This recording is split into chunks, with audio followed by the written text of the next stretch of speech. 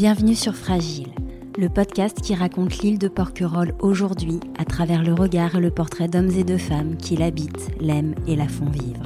Comment sont-ils arrivés ici? Comment voient-ils l'île évoluer? Quel est leur endroit préféré? Les souvenirs qui les ont marqués?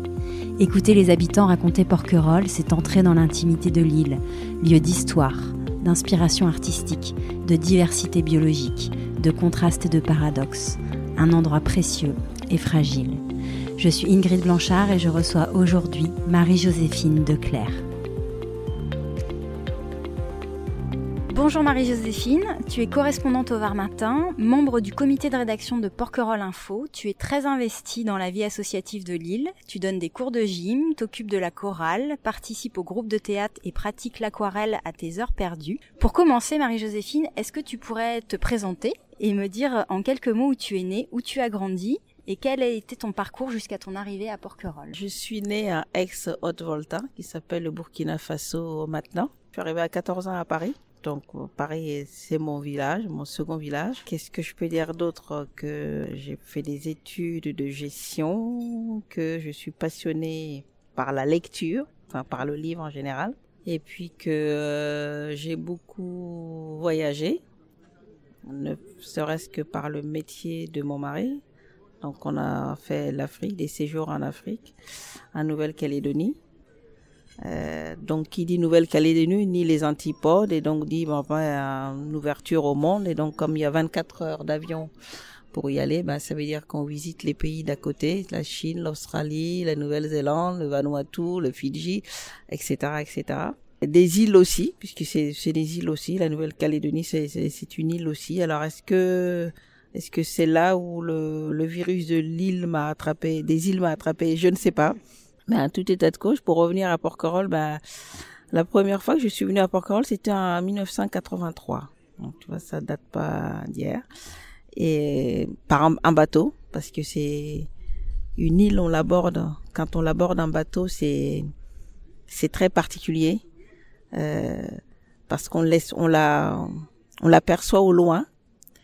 On l'espère. Parfois on n'y arrive pas parce que si le vent n'est pas favorable, on fait demi-tour. Mais la première fois que je suis venue, le vent était favorable, il faisait beau, c'était au mois d'octobre. Et en arrivant ici, ce qui m'a le plus impressionné, c'était plus le village.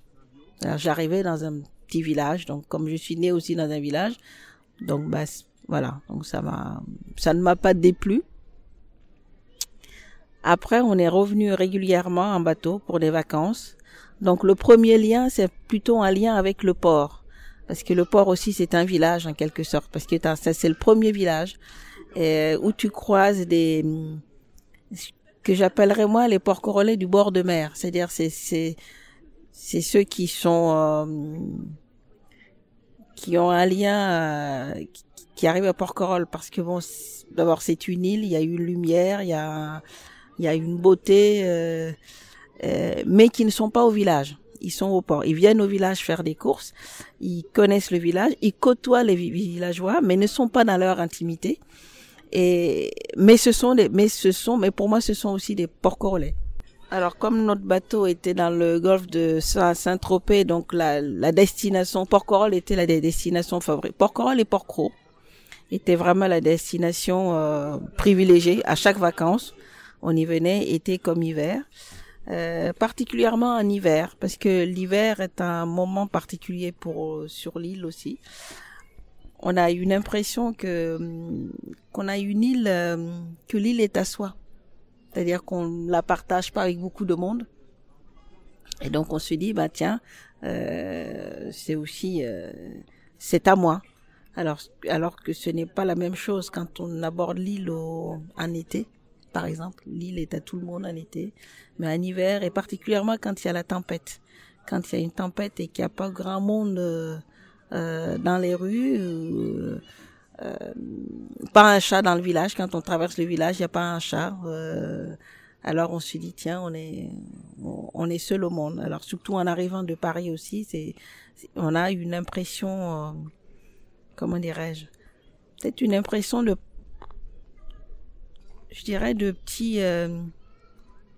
petit jardin d'Éden. Et puis après ça, on s'est un peu plus installé à Porquerolles. Alors peut-être juste pour que tu précises, ta première venue à Porquerolles, elle était pour des vacances par hasard ou t'en avais entendu parler? C'était un endroit qui t'avait séduit par l'imaginaire que tu t'étais construit ou non? Non, c'était vraiment une pure découverte. Non, on faisait du bateau, donc on a atterri là. Pour moi, c'était une première. C'était pas ma première île. La première île que j'ai visitée dans ma vie, c'était Gorée. Mais Porquerolles, c'était vraiment une première. J'avais pas l'idée à quoi pouvait ressembler une île. Donc, je suis pas restée longtemps. C'était une visite furtive, mais quand même, ça m'avait quand même impressionné. Voilà, donc je m'étais dit bon. Puis après, on est revenu régulièrement. Souvent, les premières impressions quand on arrive dans un territoire engagent la suite de votre relation avec ce territoire. Et c'est vrai que en repartant de Porquerolles, j'ai dit j'aimerais bien revenir à Porquerolles. J'avais fait je me souviens, une promenade jusqu'au phare et je passais à côté de maisons qui étaient au phare qui étaient en ruine et je n'imaginais pas qu'un jour mon domicile sera à cet endroit-là. Donc c'est incroyable. Alors, est-ce le hasard? Est-ce que effectivement, quand on s'est installé sur l'île, d'abord en bateau, parce qu'après on est revenu en vacances régulièrement, et puis ensuite les circonstances familiales ont fait que on a décidé de venir un peu plus souvent sur l'île. Et à ce moment-là, on a commencé par mettre, comme tous les escargots, par mettre notre coquille, qui était le bateau, dans le port. Et ça, c'était les années 99, on a proposé notre coquille au port, sur le ponton D, parce qu'on avait décidé que entre Paris, quand on partait un week-end, quand on arrivait à Porquerolles, passer 2 jours à Porquerolles, ça dépaysait beaucoup plus qu'autre chose, parce qu'on partait de Paris, il faisait pas beau, il faisait gris, on prenait le train. À l'époque, le train bleu, il existait encore. On arrivait à Toulon à 6h du matin.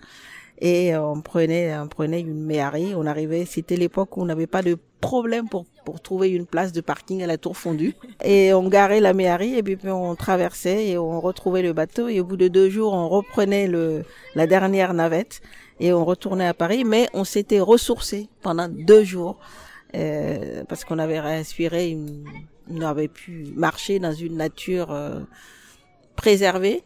Votre sas. Voilà, exactement. C'était ça, géocomplexion. Un peu plus pour mon mari qui lui avait un métier qui était très très prenant. Et c'est vrai que quand le vendredi soir il partait, il était à cran. Et puis on arrivait, et puis c'était vraiment un relâchement et aussi un plaisir voilà, exactement. Là, on est en 99. Voilà. Alors du bateau à la maison au phare. Alors du bateau à la maison au phare, c'est une histoire, c'est que après plusieurs péripéties, on avait un enfant qui était en route. Pendant ma période de grossesse, j'ai été beaucoup à Porquerolles. On se partageait un peu. Mon mari partait, lui était sur Paris et il revenait pratiquement tous les 15 jours. On intercalait, je restais un peu plus sur le bateau, ce qui me permettait d'aller me promener, nager aussi. Et puis, le bébé était prévu pour naître mi-janvier. Et puis moi j'étais sur le bateau et puis un week-end de novembre on était parti de Porquerolles, on était allé faire un tour à Porquerolles, autre île qu'on aime beaucoup aussi. Et puis en revenant, le mari a dit non, je te ramène à Paris ce week-end, tu rentres avec moi parce que la météo qui est lancée dans la semaine qui va venir n'est pas terrible, n'est pas clémente, donc je t'amène. Alors donc je peux dire que j'ai pris le train à ralent en me disant mais non, moi je suis bien à Porquerolles, moi je m'en fous du temps qu'il fait, voilà. Et il m'a dit non, on rentre. Et puis donc on est rentré, on est arrivé à Paris le lundi matin. Le mercredi matin, je devais déjeuner avec une vieille amie que j'avais pas vue depuis 4 ans. Avant de partir, le mari dit tiens, je te prends ta tension. Donc je râlais aussi parce que j'étais pressée. Donc il prend l'attention, il me dit elle est un peu haute pour une femme enceinte.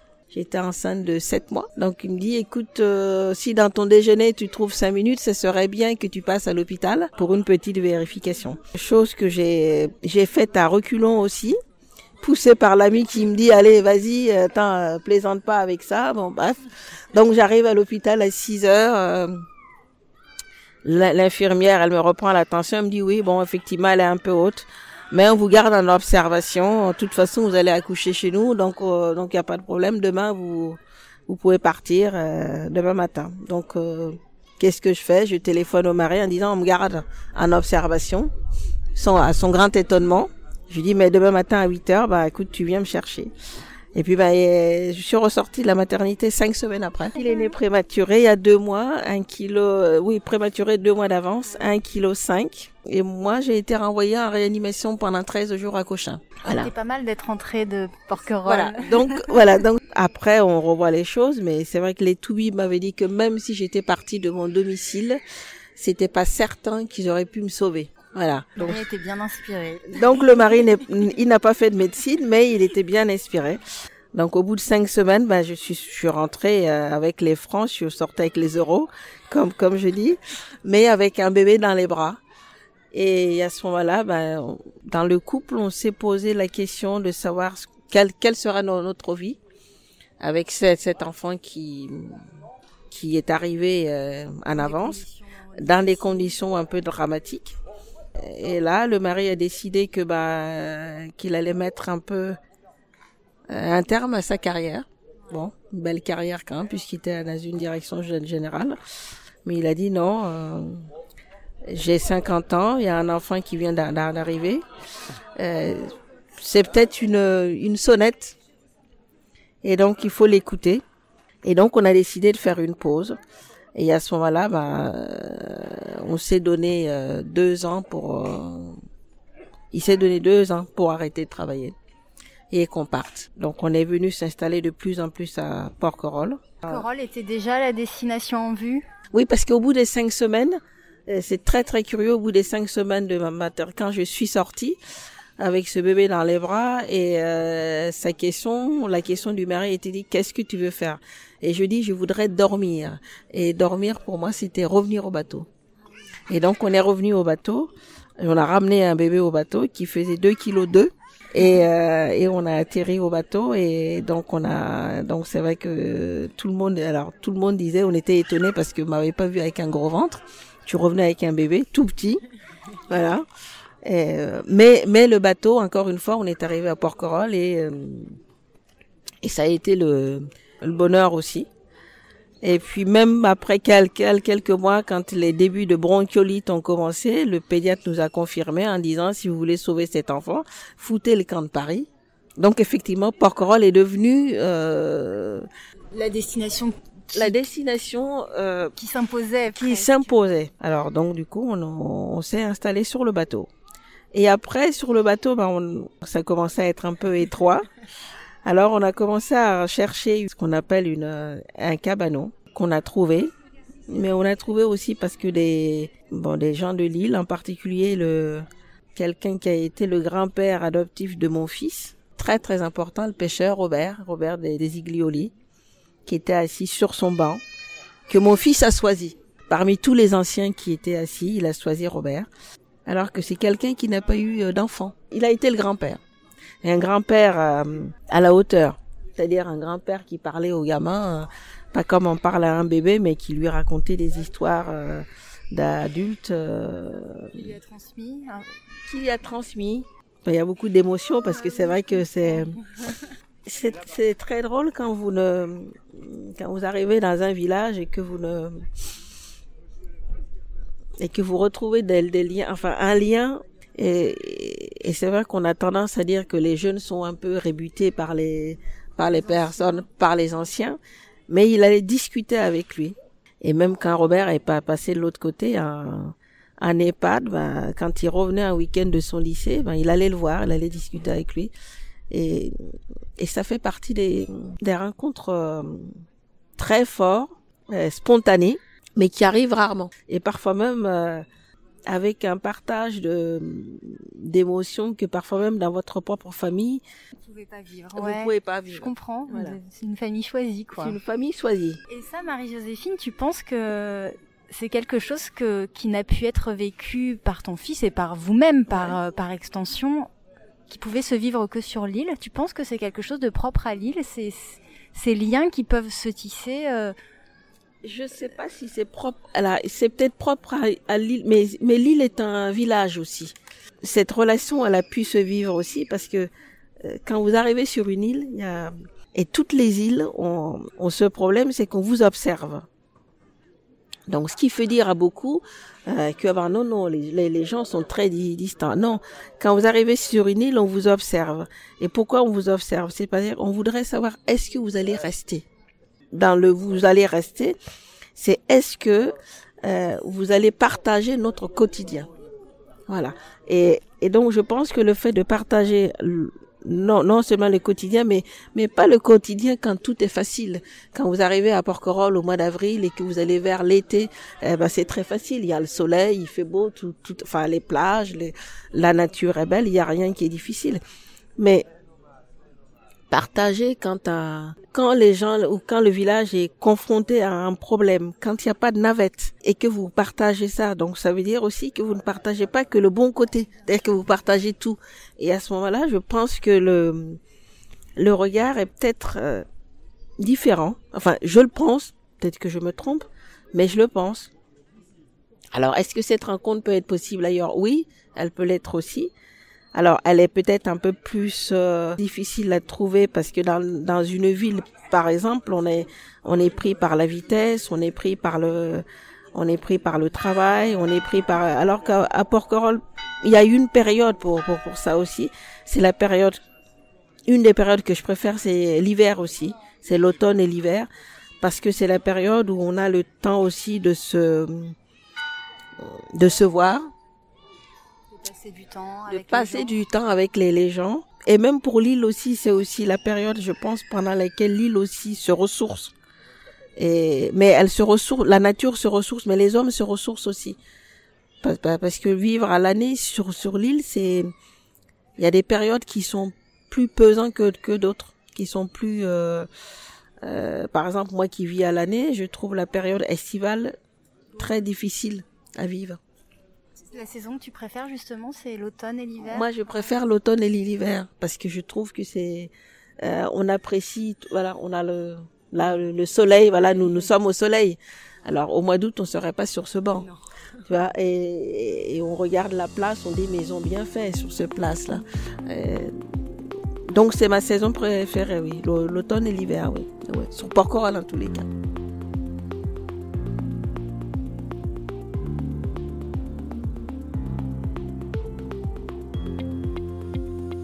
Tu me dis que il y a eu cette vie au bateau qui vous a permis certainement de connaître les gens du port. Ouais, et voilà. Tu disais tout à l'heure que le port est un village en soi. Oui, le port est un village en soi aussi. Alors ensuite, quand on passe un pas et qu'on arrive dans le vrai village, parce que ensuite vous êtes installé au phare, ça s'est passé comment? Le phare, c'est un petit hameau. Hein. Nous ne sommes pas nombreux au phare. Hein. Nous ne sommes pas nombreux. Actuellement, nous habitons, mon fils a fait ses études, donc il n'est plus là. Donc actuellement, nous sommes 5 à vivre à l'année au phare. Et ceux qui vivent au phare aussi, c'est ce qu'on appelle nous sommes les habitants un peu enclavés. C'est encore aussi une autre façon de vivre.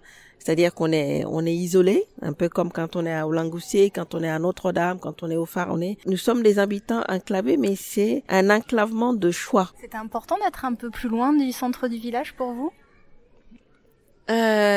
Important, je sais pas, mais je ne me voyais pas disons que ce qu'on avait trouvé au village était vraiment en plein centre du village. Je trouvais qu'on n'était pas assez dans la nature quand on est au plein centre du village et que le fait d'être au phare ne m'empêche pas de venir au village.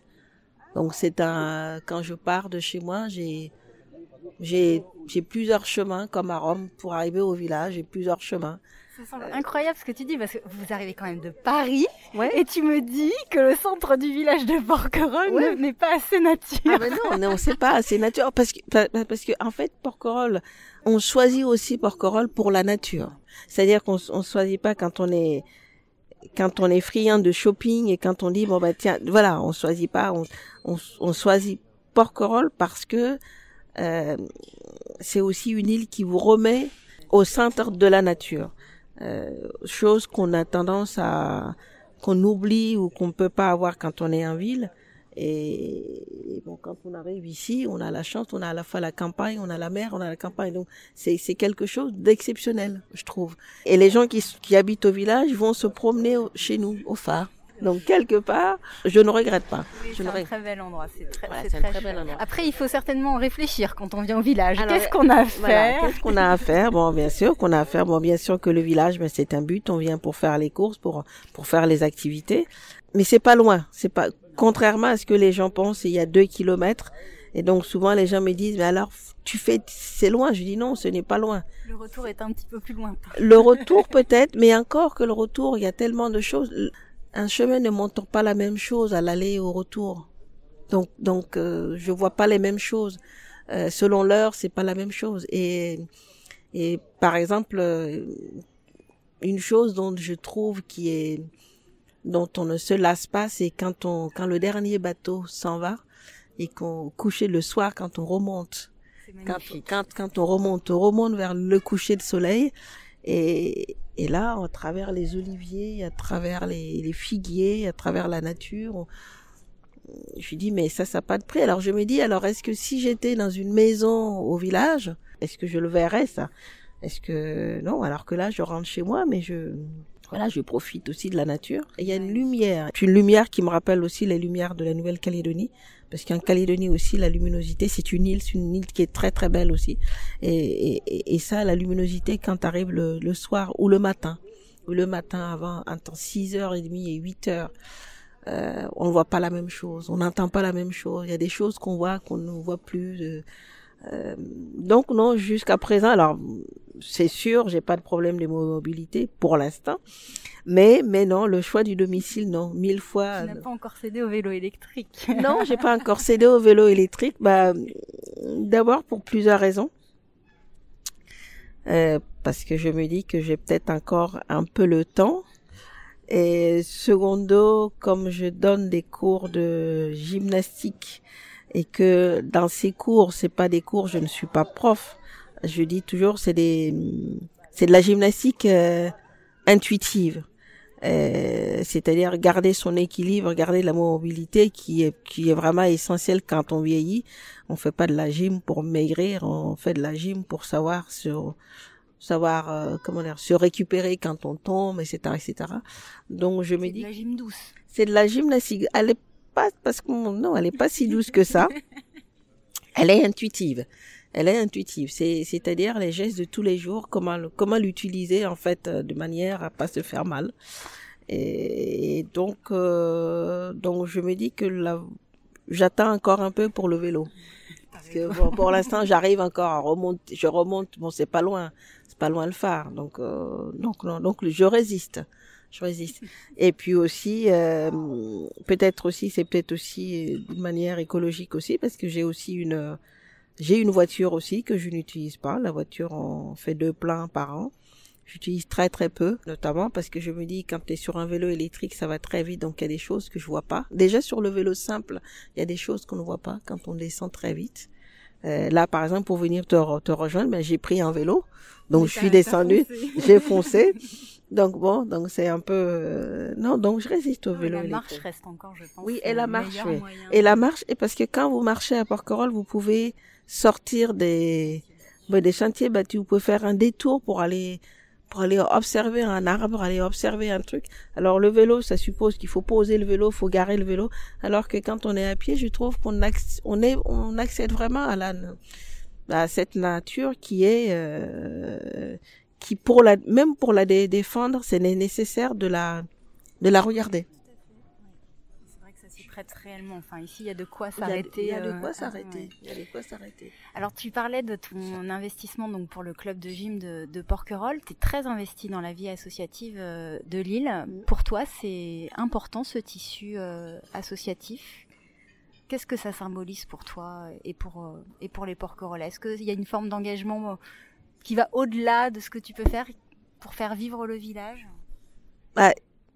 il y a d'abord que pour l'instant, je donne parce que je pense que je suis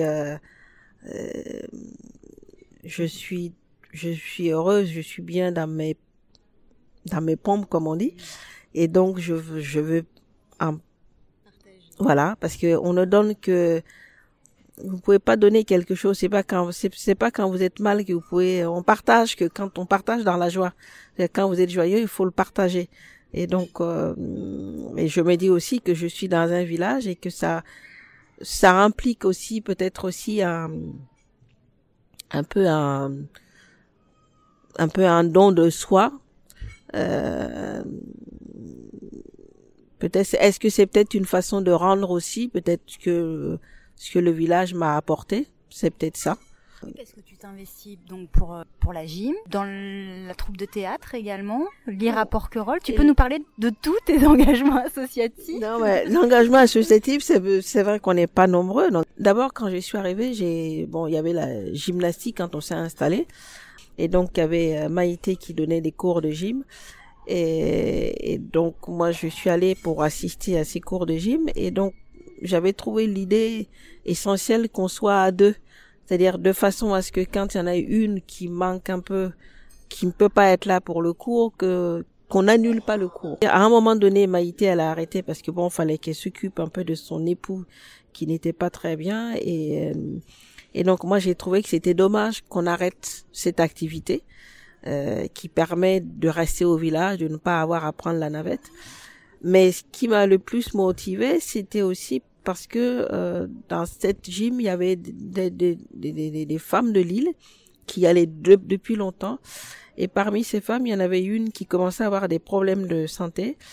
Et c'était aussi une forme de solidarité. C'était aussi pour les enfants qui s'occupaient d'elle que pendant le temps où nous, on l'avait à la gym, ça leur permettait aussi de faire autre chose. Et pour moi, c'est ça le sens de la solidarité. C'est-à-dire que, et puis après, celles qui venaient y assister aussi ont pris goût. Et puis moi j'ai dit aussi, c'est du temps que je peux donner. C'est 1 heure le lundi et 1 heure le vendredi. Donc ça va faire bientôt un peu plus de 5 ans. Et finalement, et ça force aussi les gens à faire vivre le village, à sortir de chez eux. C'est-à-dire que plutôt que chacune soit enfermée en disant chacune se motive, là, on se motive toutes et on s'aperçoit que on a chacune quelque chose à donner. En fait, c'est une gymnastique dans laquelle on partage aussi. On partage peut-être un mouvement qui fait du bien, une douleur qu'on a combattue, et donc c'est toujours dans l'idée pour moi, en tous les cas, c'est dans l'idée de partage. Alors ce partage, tu le fais vivre aussi avec le livre On partage, parce que Marie-Joséphine, c'est un corps sain dans un esprit sain. Donc tu as dit tout à l'heure que tu étais férue de littérature, que tu lisais énormément. Ouais, alors cette association, c'est une association, elle dépend de Lire à Porquerolles? Non, elle dépend de Lire à Porquerolles. C'est-à-dire que l'association Lire à Porquerolles, qui est quand même très très importante sur l'île, que moi j'ai découvert quand elle organisait, qui a été créée par Monique Ribis et Catherine Creusefond, et qui organisait le salon du livre. Et donc depuis qu'on est installé à l'année, donc je vais à la bibliothèque. Et à un moment donné, nous avons eu un problème avec cette bibliothèque, que pour des raisons budgétaires, la mairie voulait fermé, et nous sommes passés de 5 après-midi à 1h45 seulement de présence par semaine. Et donc à l'époque, moi j'avais déjà trouvé que ça c'était choquant, donc j'ai fait une pétition en disant qu'il faut que la culture n'est pas quantifiable, et la culture n'est pas un bien marchand. On ne sait pas ce que peut sur un enfant, ce que cela peut faire un livre. Et donc, moi, je trouvais que c'était quand même sur cette île qu'on ne puisse pas avoir une bibliothèque qui soit ouverte plusieurs heures par semaine. Je trouvais que ce n'était pas acceptable. Mais cela dit, il fallait aussi, la mairie répondait que il fallait quand même dépêcher quelqu'un et que c'était quand même difficile. Alors finalement, une solution a été trouvée par Lire à Porquerolles, qui est que on gérait la bibliothèque bénévolement. Donc la contrepartie, c'est qu'elle est ouverte. Donc elle est actuellement gérée bénévolement. Mais dans ce bénévolat, la mairie nous impose aussi de faire des activités. Alors moi, j'avais commencé parce qu'en Nouvelle-Calédonie, Calédonie, il se trouve que je fais partie d'une bibliothèque et où, une fois par mois, on se rencontrait chez l'une ou chez l'autre. Nous sommes 12.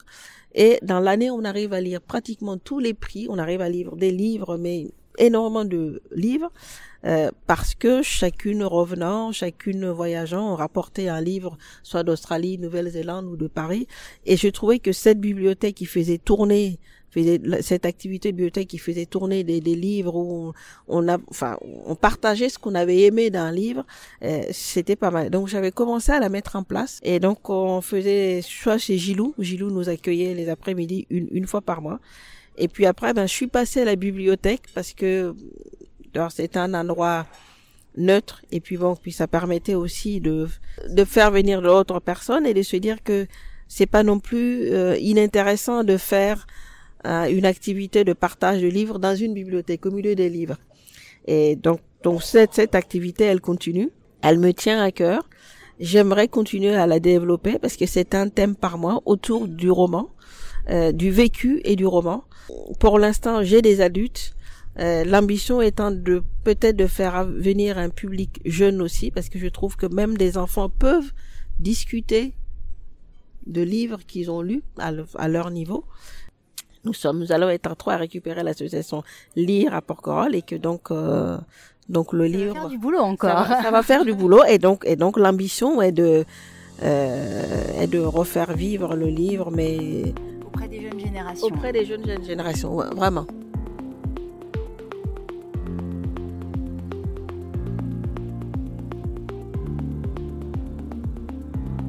Alors c'est sans compter tes nombreux engagements associatifs, sans compter ton engagement également pour le Var Matin. Comment s'est passée ta rencontre avec le Var Matin et ton investissement en tant que correspondante Ça c'était un piège.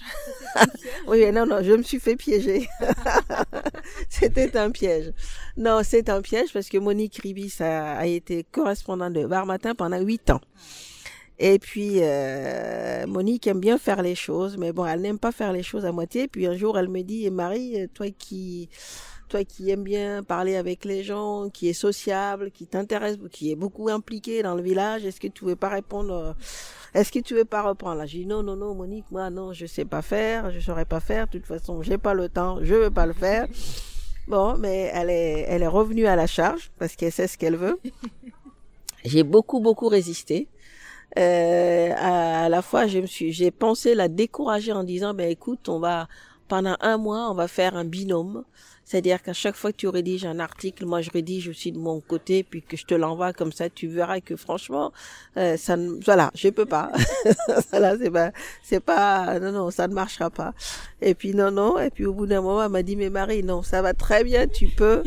Il en fallait plus pour la décourager et donc je suis tombée là-dedans. C'était combien de temps que tu depuis 2016. Donc c'est un piège prenant mais enrichissant aussi. Ça permet de prendre du recul sur certains événements. Oui, ça permet de prendre oui. Ça permet de prendre beaucoup de recul.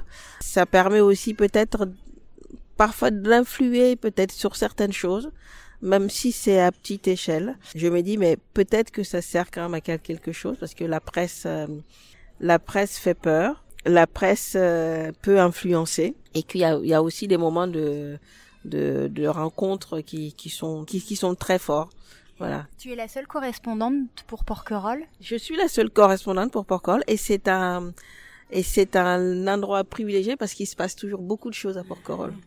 Voilà. Donc un petit monde en soi. Voilà. Mais tu trouves que il y a suffisamment de place dans le Var Matin pour Porquerolles ou pas ? Ah, moi, je trouve, oui. Je trouve oui, quand même, parce que j'en vois beaucoup d'articles. Je trouve que non, je trouve qu'on est bien, on parle beaucoup de Porquerolles, parce que je couvre ce que je veux, je couvre tous les sujets. Et donc, en fait, la limite reste ma limite, en fait. Oui, tu peux traiter de sujets politiques, économiques, culturels. Je traite tous les sujets. Un événement se passe à Porquerolles, je traite tous les sujets. Art, j'ai pas même fait divers, enfin, tout ce qui se passe. Tu fais combien d'articles à peu près par semaine ? Ça dépend des périodes. Il y a des périodes où je peux faire 2 ou 3 articles, 3 ou 4 articles. Il y a des périodes. Tu as une certaine liberté de choix dans tes sujets. Oui, non. J'ai une liberté complète dans mes sujets. Et surtout, je me sens je me sens libre. Le journal, il est lu aussi en dehors de Porquerolles et par des gens qui ne connaissent pas l'île. Et donc c'est vrai que en tant que quelqu'un, par exemple, quand je traite d'un sujet, quand je parle par exemple de la Poste ou quand je parle de l'église donc celui qui est l'habitant de Porquerolles, il sait de quoi je parle, mais celui qui est à l'extérieur, il faut qu'il arrive à comprendre la problématique.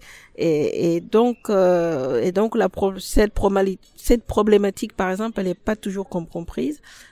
Notamment, par exemple, quand j'ai fait des articles sur la Poste, où qu'on considère que sa fermeture a été un peu un échec, mais c'est à l'échelon national.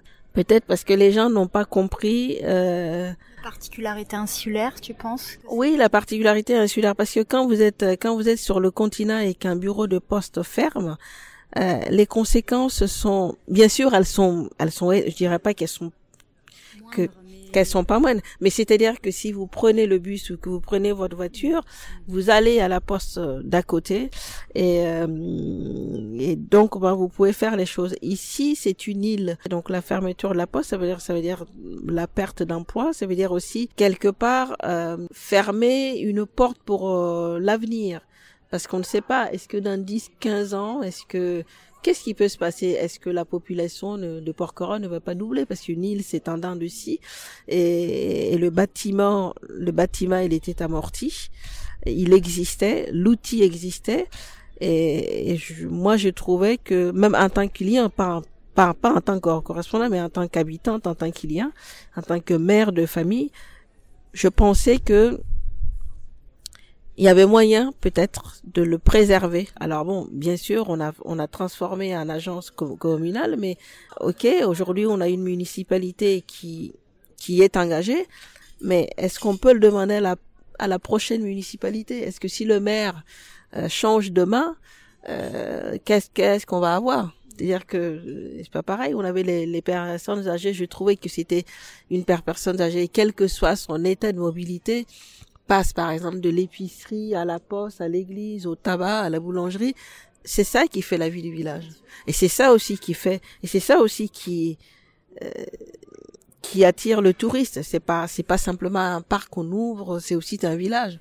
Et un village, à partir du moment où les personnes âgées, par exemple, peuvent se mouvoir en même temps que les jeunes qui sortent de l'école, et avoir accès aux services publics. Moi, je trouvais que c'est des choses qu'il faut préserver, même si ça a un coût. C'est exactement la même chose que pour la garderie ou pour l'école ou pour des trucs. On est sur des îles. Et les populations des îles, elles vont là-dedans de scie. Elles sont, par exemple, on n'est pas passé pendant une période où il n'y avait pas d'enfants. Là, il y a des enfants qui arrivent. Beaucoup de naissances, donc, il y a beaucoup de naissances. Donc, ça veut dire aussi et une naissance, ça veut dire quoi? Une naissance, ça veut dire une fois l'avenir. Même si on passe par des moments de creux et des moments de coups, mais ce surcoût, pour moi, ne peut pas engager l'État à dire on ferme tout. Alors, j'aimerais revenir sur ton lien avec l'île. Tout à l'heure, donc j'avais pour question, quelle est ta saison préférée? J'ai cru comprendre que l'automne et l'hiver étaient les saisons que t'affectionnais plus particulièrement. Enfin, en tous les cas, pas l'été. Non, pas l'été, parce que d'abord, comme je dis toujours en plaisantant, j'ai suffisamment su bronzer du 1er janvier au 31 décembre.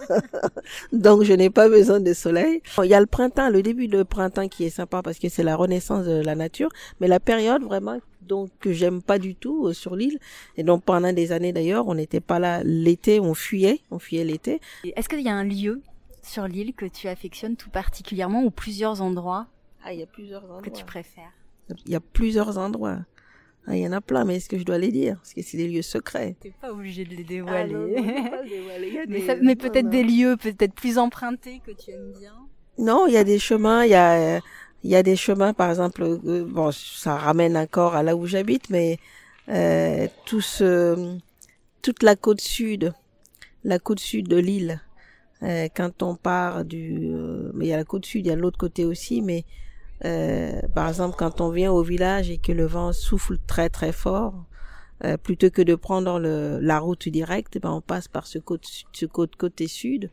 Et donc c'est bien de voir ce défilé, de voir la mer, de voir les rochers, de voir apparaître Porquerolles, le Levant, donc et d'arriver tout doucement au village à l'abri du vent et s'arrêter à la Grand-Cale ou s'arrêter non, il y a plein d'endroits.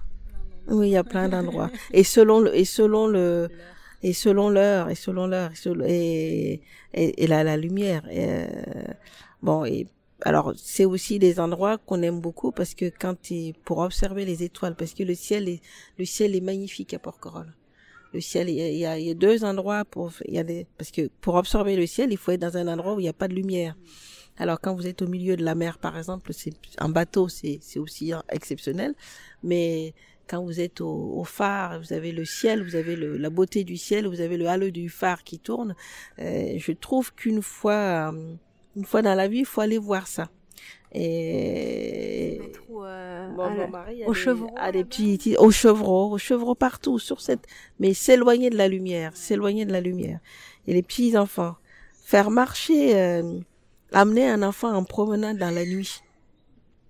Et particulièrement à Porquerolles, parce que parfois les gens, ils arrivent à Porquerolles, et surtout l'été, il fait pas froid, mais faire un bout de chemin avec un enfant pour lui montrer une étoile, sortir du village, de la luminosité, et lui demander de lever le nez au ciel et de regarder les étoiles. Par rapport à un enfant qui habite la ville, je trouve qu'il faut lui montrer ça, et lui faire écouter le silence. On n'a plus de silence. Quand vous faites vos courses, vous êtes dans le bruit. En permanence, vous êtes dans le bruit. Le silence, il n'existe pas.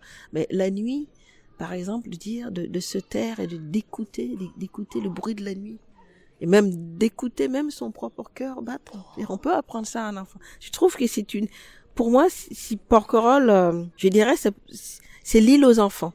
C'est une île aux enfants. Et souvent, ça m'arrive quand je croise des enfants de leur dire, mais est-ce que vous avez vu qu'il y a un nid d'aéronniers ici? Est-ce qu'il y a ça c'est des poules d'eau. Et tu peux faire marcher un enfant pendant des heures pour peu que tu lui racontes ce qu'il est en train de voir. Aucun enfant, bien sûr qu'au début il va râler parce que c'est long, parce qu'il a mal aux pieds, mais au bout d'un certain temps, voilà. Et pour moi, Porquerolles doit être ce qui peut sauver Porquerolles dans tous les cas, c'est qu'il y a un retour que ce soit une île aux enfants. Un retour à l'émerveillement, à la découverte, à la nature. Voilà.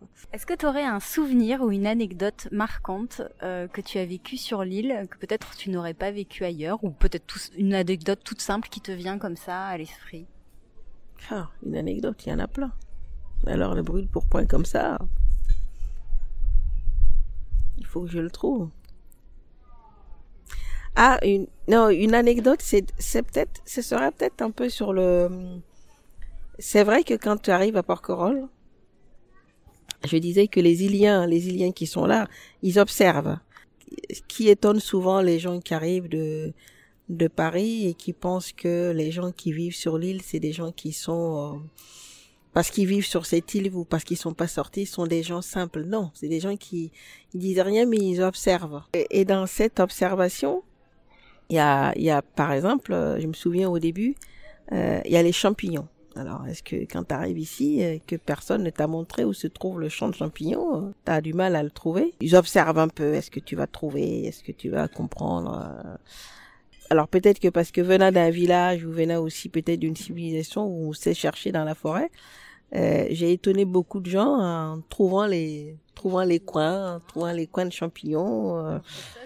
Alors que ça, c'est assez secret, quoi. C'est assez, c'est pas, t'arrives pas à Porquerolles pour trouver les champignons à 5 minutes, quoi. La vie insulaire, elle fascine autant qu'elle peut effrayer. Qu'est-ce qui fait, selon toi, sa particularité? Peut-être en termes de temporalité, de vie en communauté, d'espace?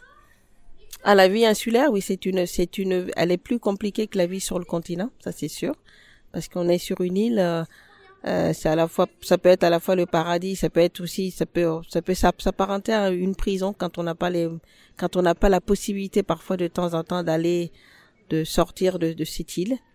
Il faut être en accord avec soi-même. Ça demande peut-être beaucoup plus de ressources intérieures. De ressources intérieures. Alors, ça fait une bonne transition. Je lisais tout à l'heure, tu évoquais Dédé Mayou. Ouais. Et dans un article qui est assez ancien, qui me faisait mention de l'hiver. Donc c'est vrai que l'hiver ici, l'île, elle revêt un tout autre visage. On dit souvent qu'il faut avoir passé 1 voire 2 hivers complets sur l'île pour prétendre connaître la vie ici. Ouais. Et Dédé disait, il faut avoir un trésor en soi pour passer l'hiver ici. Est-ce que tu es d'accord avec ça? Il semblerait que, voilà, tu parlais de ressources. Oui, c'est ça. Ouais. Il faut être en accord avec soi-même. Faut être en accord avec son karma. C'est-à-dire que c'est très dur l'hiver. Enfin, c'est très dur. C'est très compliqué. Donc il faut avoir une certaine force, une certaine force intérieure. Il faut être prêt aussi à peut-être beaucoup de compromis aussi. Un peu d'indulgence aussi. Et relativiser, savoir relativiser. Une certaine forme de sagesse? Je dirais une certaine forme d'humilité. Sagesse, je ne sais pas. D'humilité, certainement. C'est un terme bien choisi. Ouais. Par exemple, sur une île, l'hiver, ce qui peut être très très dur, par exemple, c'est quand il y a plusieurs jours de mauvais temps. Donc il faut savoir être humble. Faut dire, mais bon, c'est pas grave. C'est pas grave. Le soleil reviendra de toute façon. J'ai deux choses dans mon réfrigérateur. C'est comme, en fait, il faut savoir se réinventer. Il faut savoir dire bon ben voilà, c'est pas grave.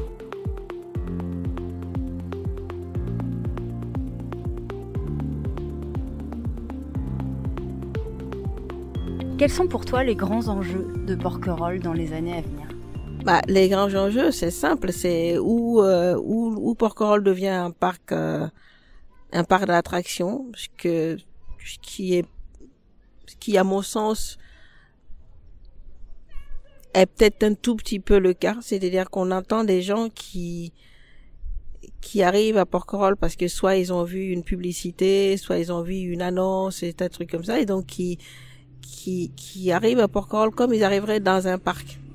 C'est-à-dire dans un parc d'attractions, on s'entend. C'est-à-dire, ils arrivent... Pas comme dans un parc national. Non, pas comme dans un parc national, mais comme dans un parc d'attractions dans lequel ils attendent aussi les choses d'un parc d'attractions. C'est-à-dire que quand vous allez à Disneyland, vous arrivez, vous attendez à ce qu'on vous donne ce qui est promis dans Disneyland.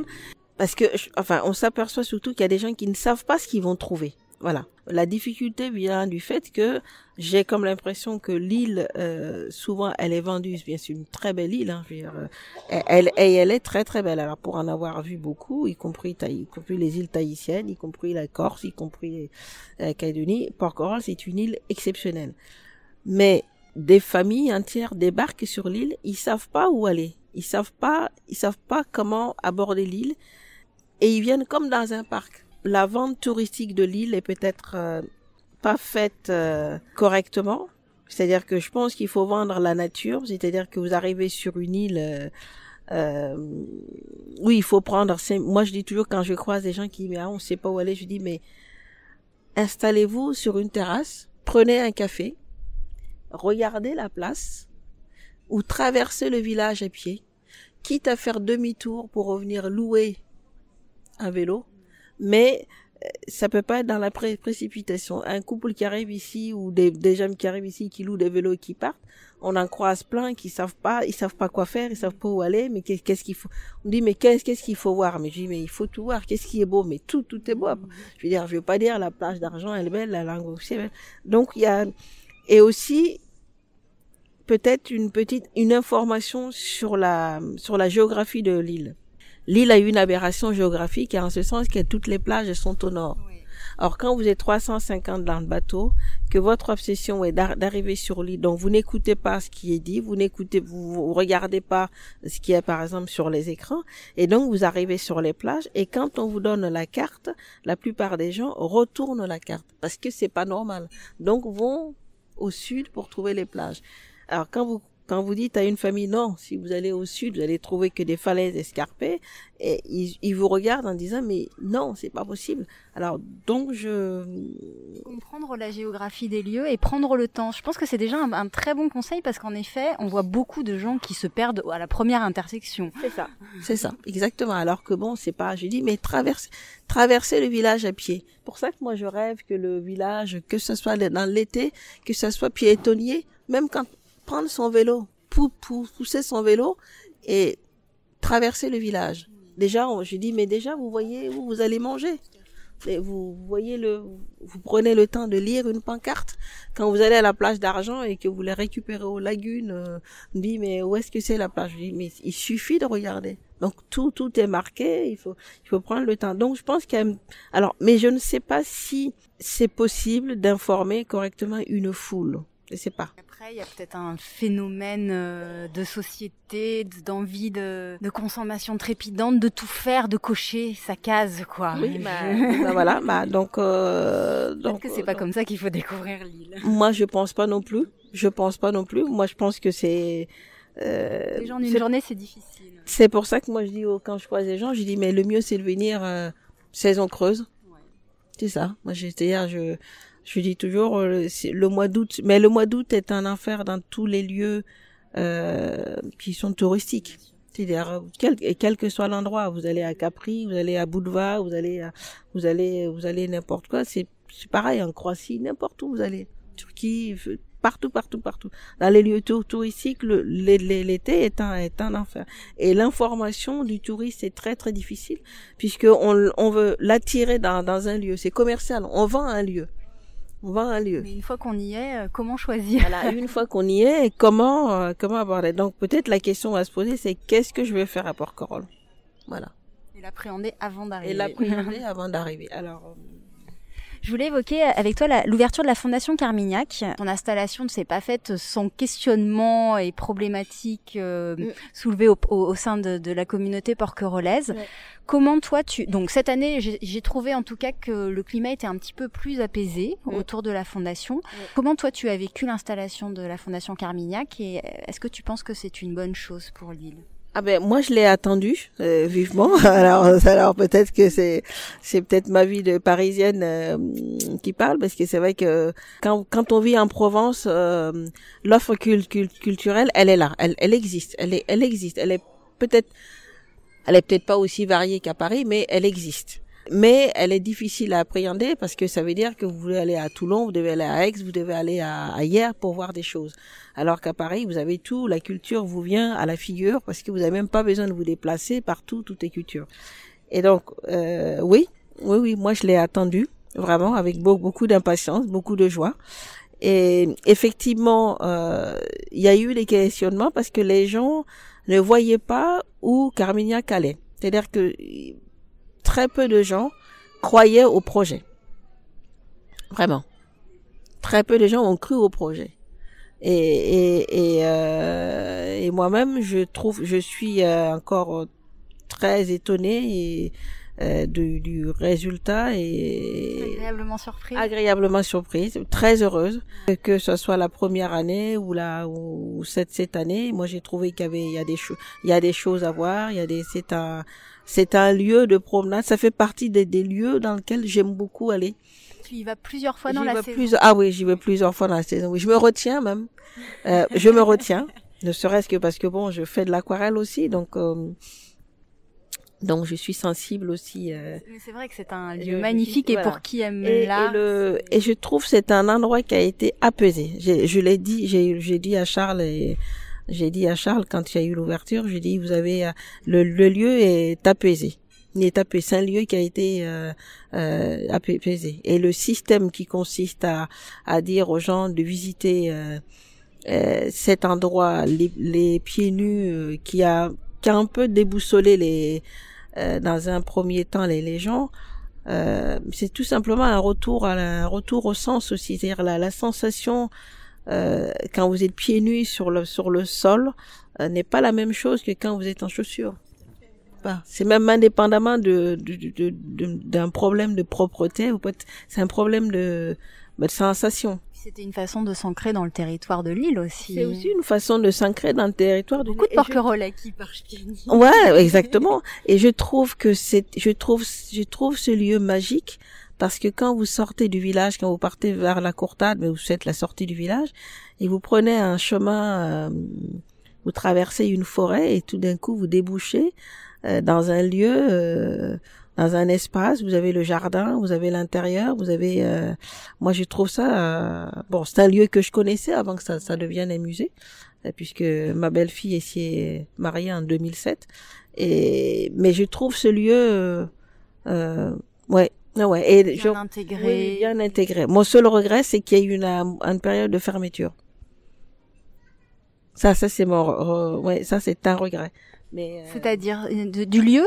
Oui, c'est-à-dire qu'il y a eu une période de fermeture où qu'il y ait une période de novembre à avril, quoi, parce que je trouve que oui, tu voudrais que ce soit ouvert toute l'année. À la limite, parce que bon, en général, parce que j'imagine par exemple une journée comme aujourd'hui, voilà, c'est ce plafond aquatique. Voilà, exactement. Et donc, d'abord en tant que Ilienne et en tant que correspondante de presse, j'ai fait des photos.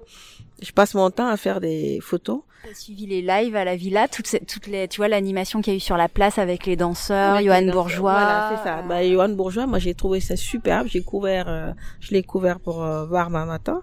J'ai trouvé ça très chanteuse lyrique. Voilà, moi, j'ai trouvé les concerts, j'ai trouvé que non, c'est pas mal. C'est très bien. Moi, je plébiscite ça et quand je dis les gens quand ils arrivent, je dis allez-y, allez voir et je plébiscite aussi pour les enfants parce que c'est par rapport à un musée parisien, c'est beaucoup plus accessible. C'est beaucoup plus accessible en termes d'espace, on se bouscule pas, on a le temps, on a l'espace pour admirer l'œuvre, on a le temps et parce que je me souviens par exemple avoir pris 2 jours pour visiter une œuvre au musée Jacques-Mar André à Paris.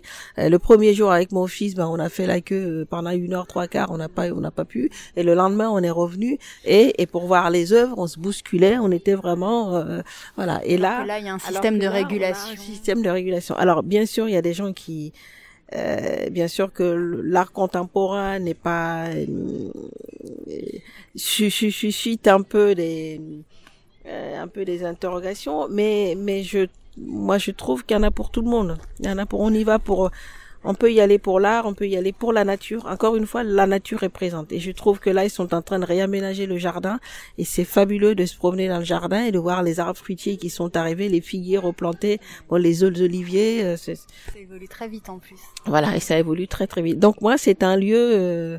Ouais, vraiment. Qui apporte quelque chose. Ah oui, ouais. Qui apporte quelque chose, oui, oui. Et dans ce que j'aime beaucoup aussi, c'est leur librairie. Oui, ils ont la librairie, je trouve qu'elle est condensée, les titres sont, il y a un choix limité, mais quelle sélection. Et donc encore une fois, voilà, donc ça me satisfait. Alors toi qui es une grande lectrice, est-ce que tu as des conseils de lecture ou de témoignages artistiques sur Porquerolles à conseiller? Mais oui, il y en a. Il y a des Porquerolais qui ont écrit sur l'île. On a écrit sur les Porquerolais aussi. Bon, il y a l'homme de Porquerolles, bien sûr. Il y a Lélia Lebert qui a écrit ses souvenirs. Donc où elle parle de l'île, de son père, mais elle parle aussi de l'île. Il y a Monita qui vient de sortir aussi cette année le livre sur la guerre, et c'est un témoignage sur une période donnée qui est très importante parce que d'abord elle était jeune. Elle était une jeune femme qui était à l'époque chef de famille puisque son père était décédé, et c'était une période particulière puisque l'île a été évacuée et occupée aussi bien par des Italiens que par des Allemands. Et donc je trouve que Bernard Pess, qui a écrit aussi, qui a photographié, qui a écrit sur son île, Canessa, rue du Phare, qui a écrit aussi, et donc le dernier qui est sorti aussi, Giglion, je l'ai pas très bien connu, mais qui est aussi un genre de témoignage sur l'île, et bien sûr Dédé, qui raconte son île à travers les chansons, mais à travers des textes qui sont un peu comme Brassens. Il faut les textes sont très forts, et je dis que moi je dis que ça fait partie peut-être des guides à lire aussi, à écouter, à lire, pour essayer parce qu'il parle de lieux, par exemple il parle des moulins, il parle aussi des batailles avec les enfants de gendarmes dans les moulins, donc il parle des lieux qui sont des lieux que les touristes visitent. Il parle par exemple du pain de Charles. Le pain de Charles, c'est sur la rue de Notre-Dame.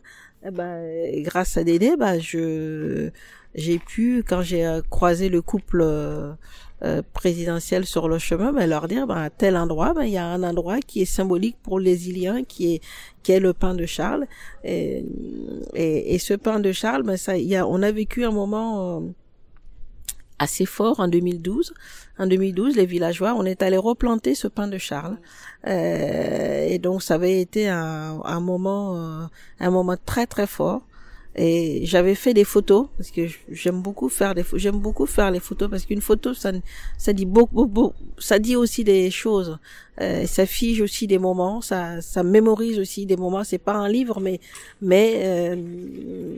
et je trouve qu'il faut écouter, il faut lire. On peut ne pas l'écouter si on dit on n'est pas sensible au chant, mais il faut lire les textes de Dédé avant de venir sur l'île. Ça permet de comprendre des choses. Je trouve qu'on Dédé Mayou, pour ceux qui connaissent. Dédé Mayou, oui, Dédé Mayou, c'est Dédé Goglia dit Mayou, mais il faut le lire. C'est un poète, ce que j'appelle le pêcheur poète, bougonnant, mais il faut passer outre son air bougon parce que derrière il y a beaucoup de tendresse. Et puis bien sûr, quand on a la chance, ça c'est l'hiver, de croiser des gens qui sont nés à Porquerolles. Ça c'est encore une autre richesse, je pense. C'est encore une autre richesse et on peut en discuter.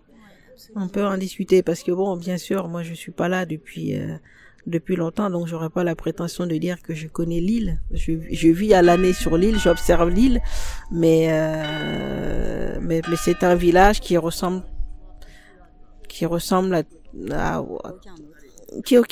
qui ressemble à aucun. Mais un village, c'est un village avec des codes. Et moi, je suis née dans un village aussi, et les codes sont parfois similaires.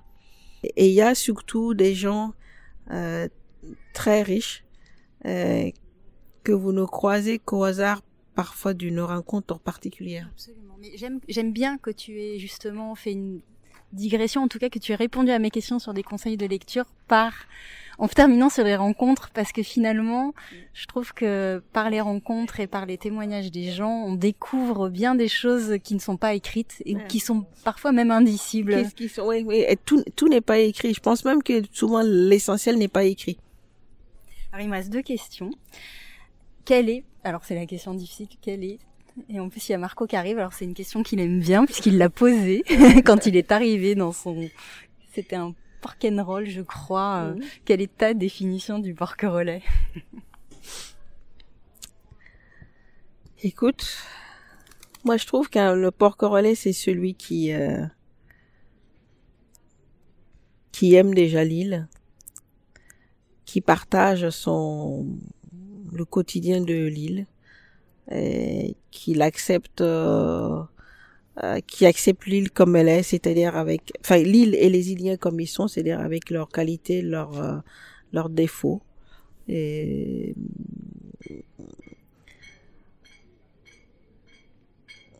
pour moi, c'est ça. C'est ça. D'abord aimer l'île pour ce qu'elle est.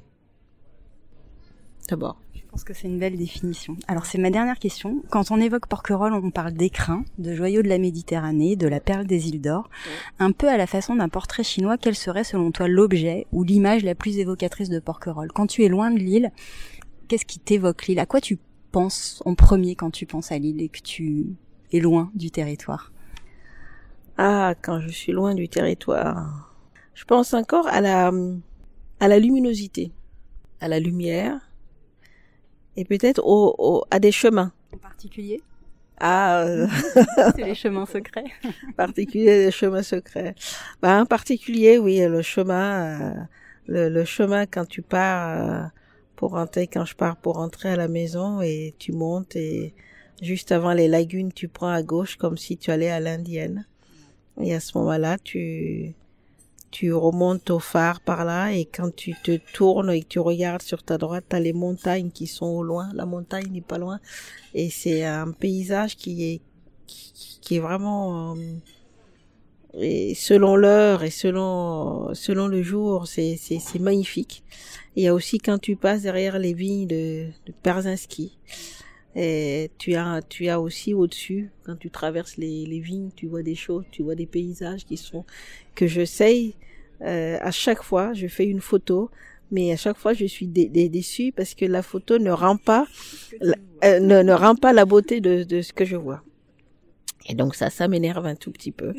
Mais il faut mémoriser. Mais sinon, il y a quand même un lieu, on n'en a pas beaucoup parlé, mais il y a un lieu, c'est la place, c'est le toboggan des enfants. Je reviens encore au toboggan des enfants, qui est, d'aucuns disent, bon, il est vieux, il est moche, alors moi je dis, il est merveilleusement là. Il faut pas qu'il change. Parce que c'est vrai que l'été, c'est pas la même chose, mais l'hiver, quand il y a du vent, quand le Mistral souffle, quel que soit votre âge, quand vous descendez pour les enfants, pour qu'ils jouent, les enfants sont dans ces petites cabanes, et vous êtes abrités là sur la place du village, vous êtes assis sur un banc au soleil, et vous surveillez les enfants. Et donc vous pouvez aussi même dire à la voisine, tu jettes un coup d'œil, je vais juste faire à l'épicerie ou à la poste et je reviens. Et je trouve que il est fantastique. Et il faut qu'il y reste à l'endroit où il est. Pour les enfants et pour les parents. Parce qu'on parle de le déplacer et je dis, mais en plus de ça, ça met les enfants à l'abri des boules de pétanque. Bien sûr. C'est une chouette évocation, je trouve, pour terminer, parce que ça évoque l'enfance et le renouvellement nécessaire des générations sur l'île. Et c'est un point de rencontre. Cette île, elle restera merveilleuse tant qu'il y aura un village. Par exemple, quand tu es à la Sainte-Anne, par exemple au mois de juillet, ou à la Saint-Pierre, les gens sont émerveillés à dire, on savait pas que ça existait. Mais ce sont des villageois qui font vivre ça. Je veux dire, c'est des gens qui habitent sur l'île à l'année, qui font la fête de la Sainte-Anne. Et ça, ce n'est possible que parce que des gens habitent ce village. Ce village est vivant par des habitants. Le jour où ça sera un parc, ça peut être un parc qu'on ouvre au mois d'avril, parce que là, d'avril à octobre, il y aura toujours du monde.